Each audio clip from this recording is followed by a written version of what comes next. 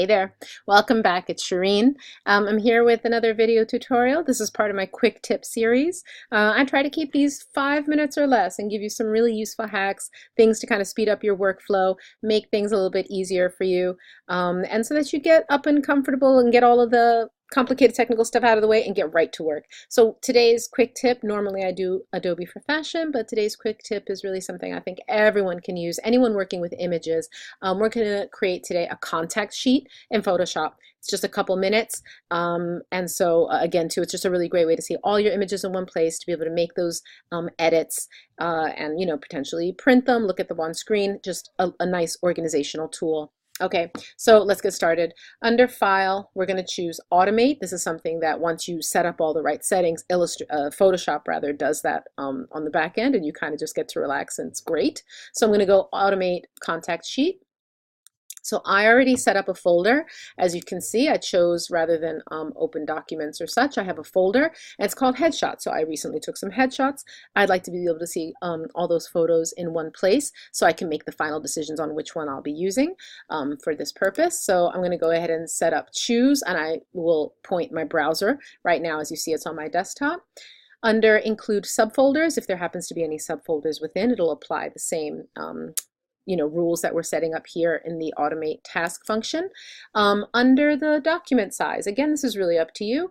I just happen to set it up as a horizontal letter size page, so it's 8 by 11 roughly.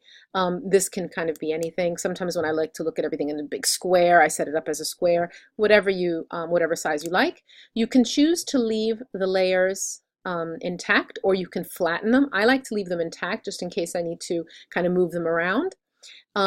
As far as the resolution, I'm just going to be looking at these on screen for this tutorial, but if you do want to print them, you might want to consider a medium or high res. So right now they're at 100, medium would be around 200, and a high resolution would be around 300. RGB here is fine, color profile is fine. These are just for creating some quick thumbnails. For the thumbnails, I happen to have 9 photos because this helps me with my math. So 9 photos. I think I'm going to do 3 columns across and 3 rows. You can choose auto spacing or to rotate if you're concerned about getting them all on one page, but this should be fine. And last but not least, it just wants to know, do you want to include the file name? In this case, it's not going to be very interesting. They're called 1, 2, 3, 4. So for me, I'm not going to choose, but maybe if you're telling someone else, refer to this photo, this is the name, you might choose that, and then you get to choose the font if so. All right, so if everything is to your liking, I'm going to just go ahead and hit OK, and you'll see it's so quick. I'm actually counting the seconds. That took 3 seconds, you guys. So as you can see, I've got my layers here. Let's zoom in and see what's going on here. If I like, I can kind of, maybe I want to look at this door series. I want to look at all those together maybe. So I kind of move this one over.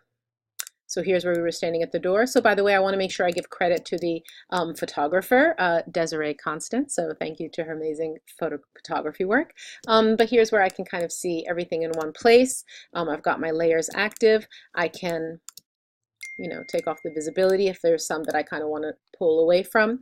So I'm going to go ahead and choose to flatten these, maybe layer flatten image if I want to just keep them as like sort of a nice little small file, and file save as, and I'm done. You'll see it saves it as contact sheet 1.